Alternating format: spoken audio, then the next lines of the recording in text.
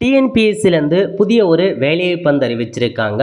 இந்த வேலைக்கு யாரெல்லாம் அப்ளை பண்ணுறது பார்க்குறதுக்கு முன்னாடி இதற்கு நம்ம பேஜை ஃபாலோ பண்ணலாம் அப்படின்னா மறக்காமல் ஃபாலோ பண்ணுங்க. Okay, TNPSC combined technical service எக்ஸாமுக்கான புதிய ஒரு வேலைவாய்ப்பு வந்து அறிவிச்சிருக்காங்க.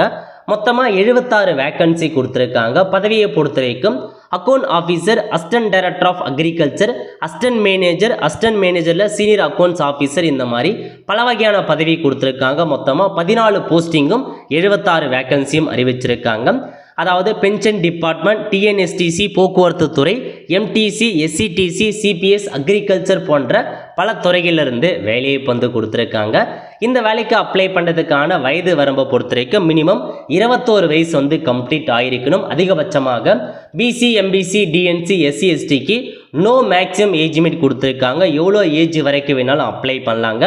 ஓசி கேட்டகரி மட்டும் 21 வயசுலேருந்து 32 வயசுக்குள்ளே இருக்கவங்க அப்ளை பண்ணலாம். ஓகே, உங்களுக்கான கல்வி தகுதியை பொறுத்த வரைக்கும் எக்கச்சக்கமான பதவி கொடுப்பதால் ஒவ்வொரு பதவிக்கும் தனித்தனி கல்வி தகுதி. எம்எஸ்சி அக்ரிகல்ச்சர் முடித்தவங்க அப்ளை பண்ணலாம், சிஏ முடித்தவங்க அப்ளை பண்ணலாம், பிஎல் எல்எல்பி டிகிரி முடித்தவங்க அப்ளை பண்ணலாம், பிடெக் எம்பிஏ முடித்தவங்க அப்ளை பண்ணலாம். இதாங்க உங்களுக்கான கல்வி தகுதி. நெக்ஸ்ட் இந்த வேலைக்கு எப்படி செலெக்ஷன் பண்ணுறாங்க அப்படின்னா, உங்களுக்கு பேப்பர் 1 மற்றும் பேப்பர் 2 2 எக்ஸாம் வைக்கிறாங்க. பேப்பர் 1ல் 300 மதிப்பெண்களுக்கும், பேப்பர் 2ல் 300 மதிப்பெண்களுக்கும் எக்ஸாம் வைக்கிறாங்க. அதுக்கப்புறம் இன்டர்வியூ. ஸோ இதை பேஸ் பண்ணி தான் உங்களுக்கு செலெக்ஷன் ப்ராசஸ் இருக்கும் அப்படின்றத கொடுத்துருக்காங்க.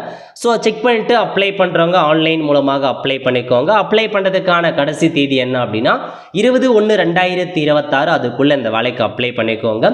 ஸோ மறக்காம இந்த வீடியோ நிறைய பேருக்கு ஷேர் பண்ணுங்கள். அடுத்த ஒரு நல்ல வீடியோவில் சந்திப்போம். நன்றி, வணக்கம்.